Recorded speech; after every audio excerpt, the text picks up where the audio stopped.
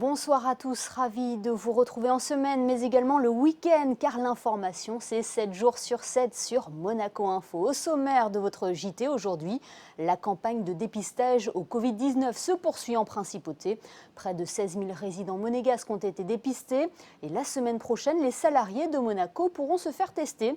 Quelles sont les modalités? Combien de personnes sont concernées? Combien de temps cette campagne va-t-elle durer? Nous ferons le point avec la secrétaire générale du département des affaires sociales et de la santé, Ludmila Racona-Le Goff. Les résidents monégasques pourront toujours se rendre au Grimaldi Forum, tout comme les enfants de moins de 5 ans. Une journée unique sera dédiée à leur dépistage. En quoi est-il important de faire tester cette tranche d'âge? Comment va se dérouler la procédure? Les enfants jouent-ils un rôle dans la propagation du virus? Pour nous éclairer, la pédiatre Stéphanie De Smet sera avec nous. Nous en parlions dernièrement avec le directeur des affaires culturelles, Françoise Gamère-Dinger. Cette nouvelle phase de déconfinement va libérer la culture qui était à l'arrêt depuis près de 2 mois. Oui, mais est-ce que l'activité va pouvoir rapidement reprendre comme avant? Combien de temps faudra-t-il pour renouer avec le public? Témoignage aujourd'hui d'un acteur engagé, également membre du conseil d'administration du théâtre Princesse Grace, Charles Berling. Mais avant cela, le point sur l'info avec Fabien Bonilla. Bonsoir Fabien. Bonsoir Émilie, bonsoir à tous. On débute ce point info avec la 9e réunion du comité mixte entre le gouvernement et le Conseil national concernant les décisions prises et à prendre dans le cadre de la crise sanitaire. En ce qui concerne le CTTR, le chômage total temporaire renforcé, le système actuel sera maintenu dans son intégralité jusqu'à la fin du mois de juin. Une nouvelle évaluation sera réalisée à cette date pour adapter éventuellement le système à l'évolution de la situation économique. Autre thème abordé, la question du tracking à l'aide d'une application pour retracer les cas contacts au Covid. C'est sur la base du volontariat. Le gouvernement et le Conseil national se sont accordés que vu la faible circulation du virus en principauté et qu'étant donné les incertitudes sur l'adhésion de la population à un tel système, les conditions n'étaient pas réunies pour mettre en œuvre une telle application. Parlons économie et cette étude de l'INSEE sur le secteur de la construction. L'Institut monégasque de la statistique et des études économiques vient de faire paraître un focus sur la construction en principauté en 2019. Le grand secteur d'activité de la construction réalise 13,1% du chiffre d'affaires de la principauté. Il regroupe 484 établissements et emploie 5 211 salariés. C'est le 3e secteur en termes de chiffre d'affaires et le 4e employeur de la principauté. Le secteur de la construction représente 9,5% du produit intérieur brut. Un mot à présent sur ce nouveau partenariat entre le gouvernement princier et la fondation Alif. Oui, un partenariat pour protéger le patrimoine culturel mondial en danger. Laurent Anselmi, le ministre des Relations extérieures et de la coopération et le directeur exécutif de la fondation Alif ont procédé à la signature d'un accord de partenariat pour la protection du patrimoine dans les zones de conflit. L'accord de financement conclu entre la fondation et le gouvernement permettra de contribuer à la réalisation de 2 projets particulièrement symboliques, à savoir la réhabilitation du musée de Raqqa en Syrie et la rénovation de l'église Saint-Antoine de Dédé au Liban, avec notamment la conservation de ses peintures murales. Merci Fabien. 2e semaine achevée, place à une nouvelle étape à présent dans la campagne de dépistage au Covid-19 en principauté. Nous avons pris pour habitude de faire le point sur la situation avec la secrétaire générale du département des affaires sociales et de la santé. Bonsoir Ludmila Racona-Le Goff. Bonsoir. Combien de résidents monégasques ont été testés? On est environ à 40% de la population résidente qui a pu être dépistée, donc autour de 16 000 personnes. On n'a pas encore arrêté le chiffre exact à aujourd'hui, mais voilà. Au total, hein? Oui, au total, oui.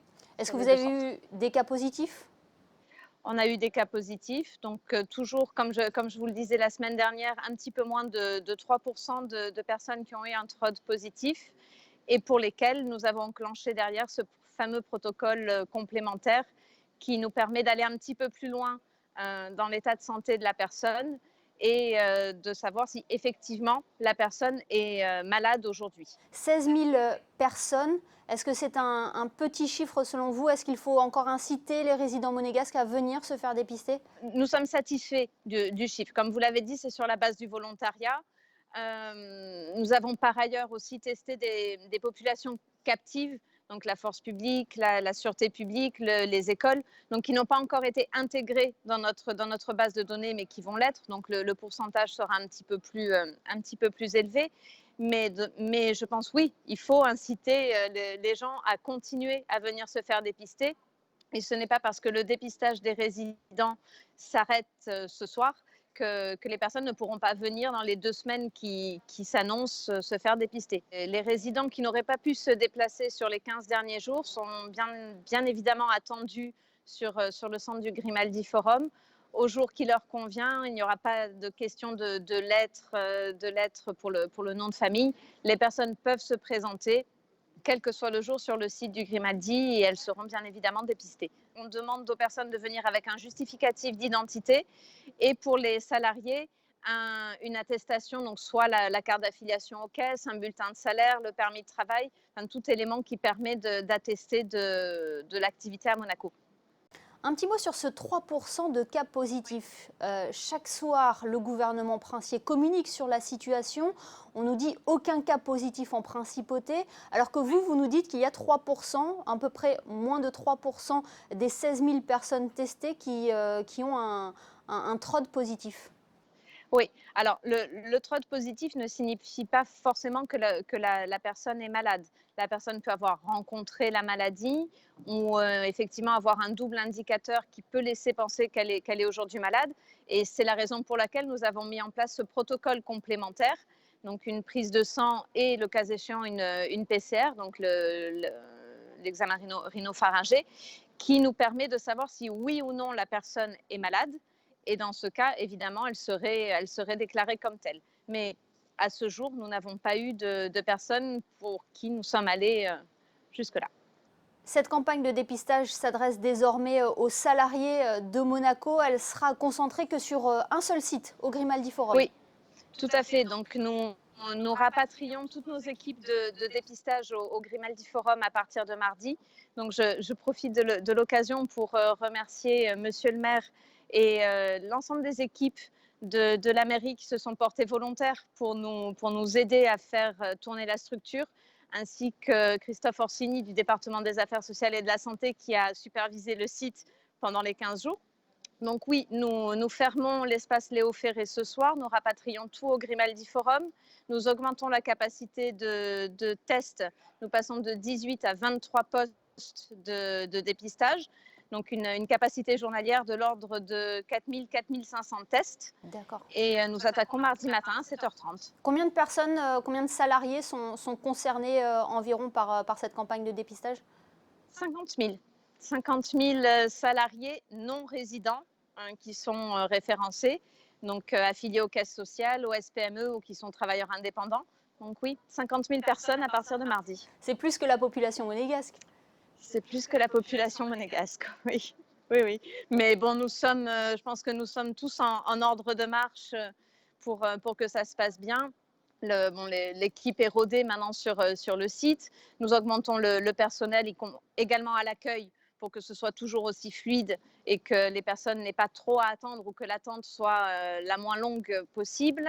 Nous aurons la Croix-Rouge, Fight Aid, qui va continuer à nous aider, les pompiers et les carabiniers. Donc je pense que tout se passera bien pour que les gens puissent bénéficier du test le plus facilement possible. Et les modalités seront les mêmes par ordre alphabétique? Pas de courrier cette fois-ci, tout s'est passé au niveau des caisses sociales comme vous l'avez rappelé tout à l'heure? Les caisses sociales ont envoyé un mailing à l'ensemble des salariés et des employeurs pour les informer du début de la campagne.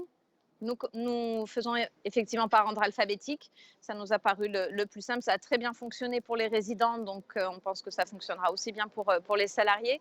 Donc mardi, mercredi, nous attendons les lettres A et B. Donc à peu près 9 000 personnes attendues sur les 2 jours.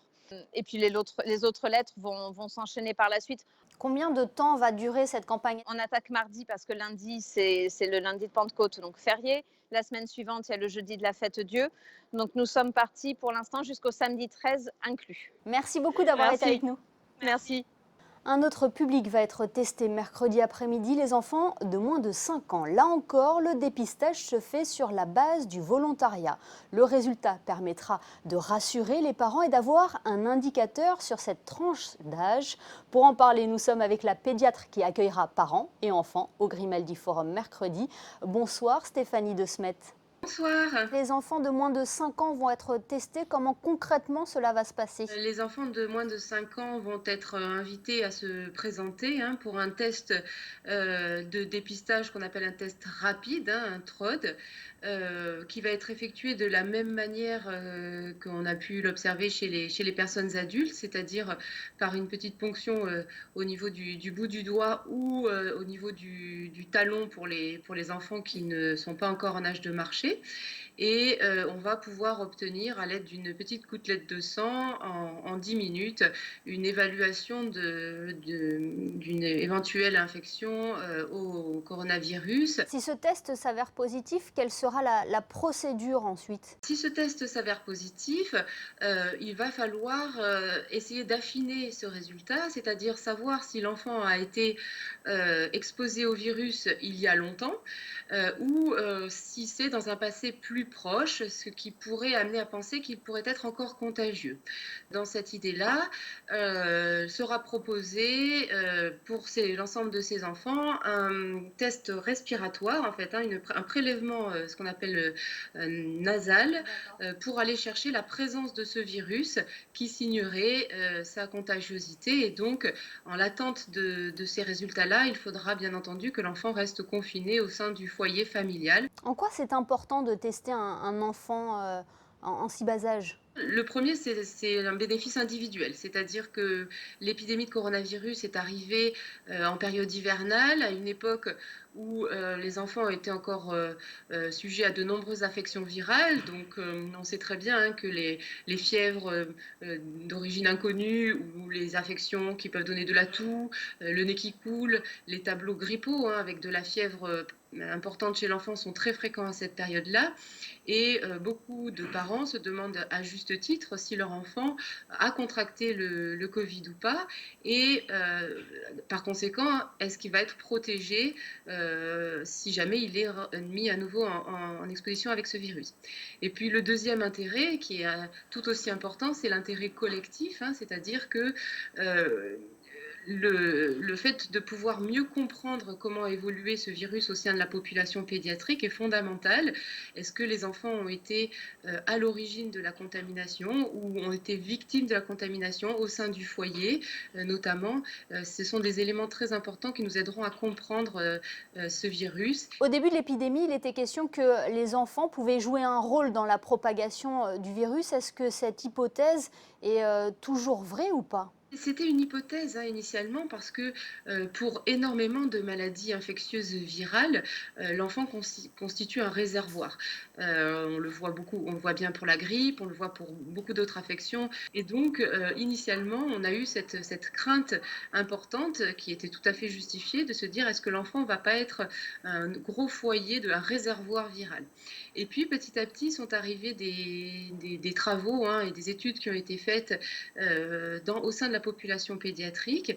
On a vraiment des résultats très encourageants qui nous font espérer que l'enfant ne serait pas un réservoir viral, que l'enfant ne serait pas contaminant, qui pourrait bien sûr être contaminé, mais la plupart du temps, dans le cadre du foyer familial et dans une transmission qui irait plutôt de l'adulte vers l'enfant que l'inverse.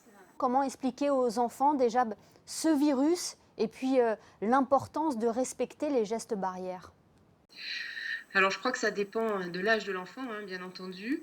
Je crois que les enfants d'âge scolaire ont très bien perçu la sévérité, en fait, les inquiétudes des adultes qui les entouraient. Donc, je crois que les enfants parlent entre eux. Je crois que les adolescents ont beaucoup de réseaux entre eux. Et je pense que s'ils ne posent pas beaucoup de questions, c'est parce qu'ils sont déjà très bien informés et ils ont vraiment une attitude exemplaire sur le respect des mesures barrières. C'est tout à fait étonnant. Merci Stéphanie De Smet pour toutes ces précisions et cette nouvelle étape dans cette campagne de dépistage au Covid-19. Avec plaisir, merci à vous. C'est une date attendue aussi bien par les clients que par les restaurateurs. Le 2 juin annonce la réouverture des cafés, des bars et des restaurants. Comment s'organisent les commerces à quelques jours de reprendre du service? Christine Datomel, vous êtes justement avec un restaurateur qui s'apprête à rouvrir ses portes. Oui, effectivement, Émilie, fermé depuis le 14 mars dernier. Les restaurants, les bars, les cafés se préparent pour la reprise qui aura lieu mardi en principauté. Alors entre ménage, réapprovisionnement des stocks, finition des derniers travaux et réaménagement des terrasses et des intérieurs pour respecter 1 mètre de distance entre chaque table, les journées des restaurateurs sont plutôt chargées. Mais le sourire reste de mise, comme ici chez Como, rue de Millau.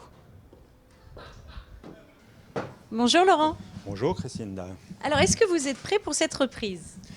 Alors oui, on est complètement prêt puisque en fait on n'a jamais vraiment arrêté. On a fait de la vente à l'emporter qui était un grand succès.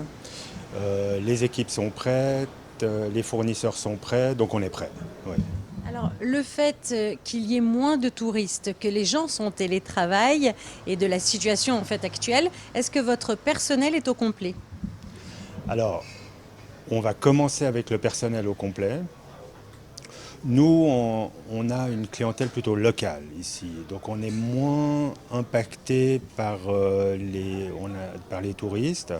C'est-à-dire qu'on a moins de hauts et de bas dans notre chiffre d'affaires puisqu'on a pratiquement que de la clientèle locale ici. Ça a été compliqué de réaménager les lieux? Non, pas du tout. Pas du tout, parce qu'en fait, la structure du restaurant était déjà assez espacée. Donc, effectivement, on va perdre peut-être 1 ou 2 tables. En revanche, on a obtenu l'agrandissement des terrasses grâce aux voisins qui nous prêtent leurs terrasses et à la mairie qui a accepté qu'on agrandisse la terrasse. Pour finir, est-ce que vous avez des craintes ou est-ce que vous êtes plutôt optimiste? Alors, tant que le gouvernement nous suivra avec le chômage temporaire, j'ai pas de crainte. Voilà, disons, après on verra. Si c'était pas le cas, alors on serait peut-être un peu moins optimiste. Ouais. Vous l'aurez donc compris, des mesures sanitaires très strictes. Vous ne pourrez pas déjeuner ou dîner à plus de 6 personnes. Le port du masque est obligatoire pour le personnel, mais aussi pour la clientèle, si elle se déplace à l'intérieur de l'établissement. De plus, Émilie, si vous souhaitez vous aussi aller déjeuner ou dîner au restaurant mardi, eh bien surtout n'oubliez pas de réserver votre table. La réservation étant obligatoire. Merci Christinda. Comment sauver le monde de la culture après la crise sanitaire que nous venons de traverser? Le secteur a été à l'arrêt pendant près de 2 mois et aura peine à redémarrer. Un acteur a même évoqué la mise en place d'un plan Marshall pour la culture. Il est avec nous. Bonsoir Charles Berling.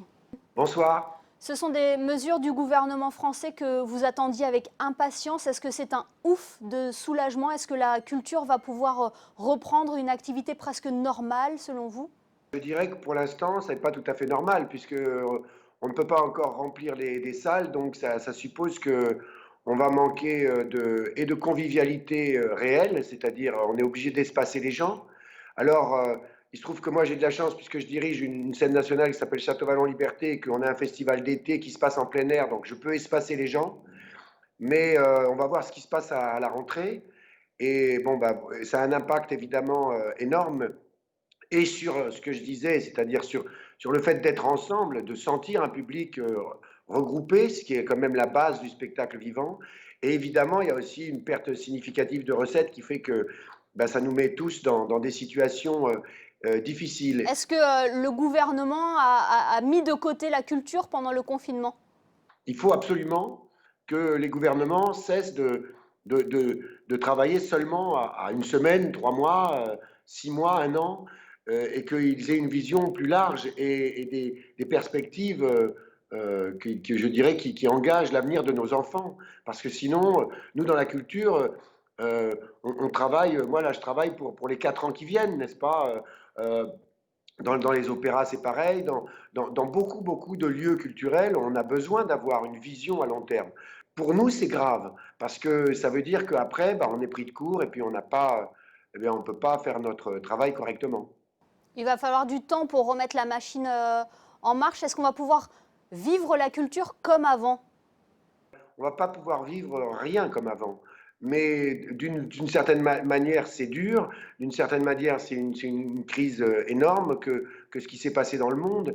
Mais en même temps, je pense que c'est l'opportunité de repenser les choses. On a mis en place une thématique qui s'appelle Passion Bleue et qui va aller, on va à la fois faire des interventions culturelles dans la ville, dans nos institutions, et des manifestations qui vont faire en sorte que se rencontrent les scientifiques, les penseurs, les artistes, les plasticiens et les auteurs, enfin bref, toutes sortes de gens qui justement veulent mettre à contribution leur bonne volonté pour servir leur pays et servir la culture de notre pays.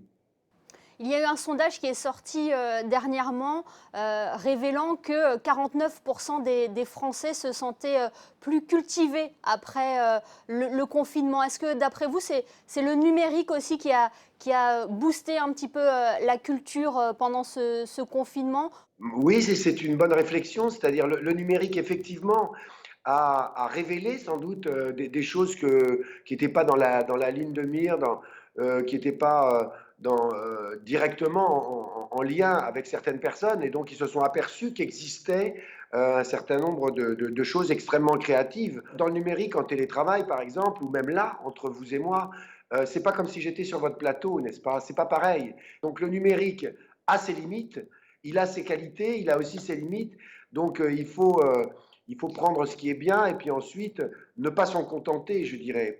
Un petit mot, Charles Berling, sur la disparition de Guy Bedos. Il y a eu aussi Michel Piccoli qui a disparu pendant le confinement. C'est vraiment une perte pour la culture, hein, la disparition de ces deux grands hommes. On peut rajouter aussi Jean-Loup Dabadi. Oui, c'est vrai que ces trois hommes étaient des figures paternelles. Pour moi, ça a été des artistes majeurs.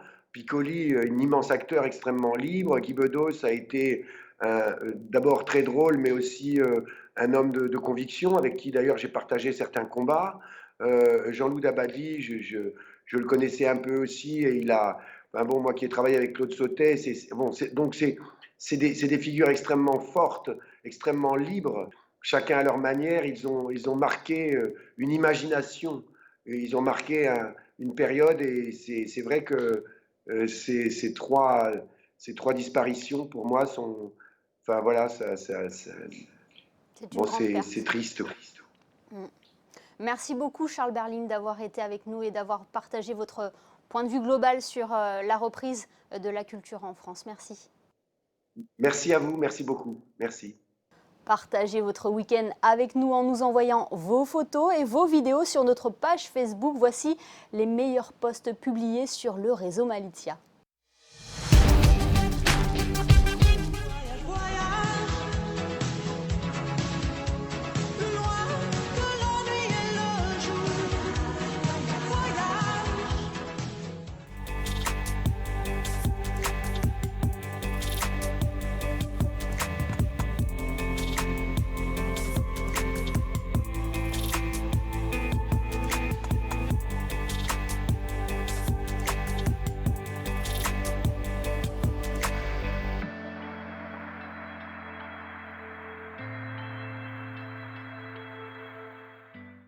Nous passons au point info pratique avec vous, Fabien, et la reprise du trafic aérien à l'aéroport Nice-Côte d'Azur annoncée pour juin. Oui, ce sera une reprise progressive. Pour la France, tout d'abord, 10 villes seront reliées à la Côte d'Azur, Paris, Lyon, Lille, Bordeaux, Toulouse, Nantes, et 4 villes en Corse, Bastia, Ajaccio, Figari et Calvi. Quant à l'international, pour le moment uniquement l'Europe, il y aura des vols direction Francfort, Vienne, Bruxelles, Sofia, Budapest, Cracovie, Londres quotidiennement, Genève et Zurich. Voilà pour les vols en juin. Cette liste est bien sûr susceptible de changer en fonction de l'évolution de la crise sanitaire. L'AS Monaco met en vente des masques à l'effigie du club de la Principauté. Oui, un masque rouge et blanc pour montrer son affection à son équipe de foot préférée, tout en protégeant les autres. Vous pouvez vous le procurer à la boutique de la SMFC ou en ligne. Le prix est de 7 €. 2 € seront reversés à la Croix-Rouge monégasque. Que va-t-on pouvoir suivre sur Monaco Info ce dimanche, Fabien ? Demandez le programme chronologiquement ce dimanche 11h, la messe de la Pentecôte célébrée par Monseigneur Paris. À 17h de l'opéra et le deuxième épisode de Lucia de la Mer Mort. À 19h, Yann-Anthony Noguès reçoit Yvette Lambin-Berty. Et n'oubliez pas, 20h, le best-of de toute l'actualité de la semaine. Et enfin, la météo, quel temps va-t-il faire dimanche ? C'est plutôt pas mal avec majoritairement du soleil. Je ne vais pas vous dire qu'il n'y aura pas de nuages, ça peut arriver, mais globalement, c'est quand même bien ensoleillé. Les températures varieront de 15 à 20 degrés environ et la température de l'eau sera de 20 degrés. Le soleil se lèvera à 5h51 pour se coucher à 21h04. Et ce dimanche, jour de la visitation de la Vierge Marie, nous fêterons Sainte Pétronille. Et c'est aussi, selon l'OMS, vous savez, l'organisation que Donald Trump adore en ce moment, la journée mondiale sans tabac. Merci Fabien et merci à vous de nous être fidèles chaque soir sur Monaco Info, y compris le week-end. Continuez de nous alimenter en témoignages, en informations, en photos et en vidéos en rejoignant le réseau Malizia. On se quitte avec les photos de Stéphane Dana et la jeune génération. Quant à nous, on se retrouve demain pour le best-of de votre JT sur Monaco Info.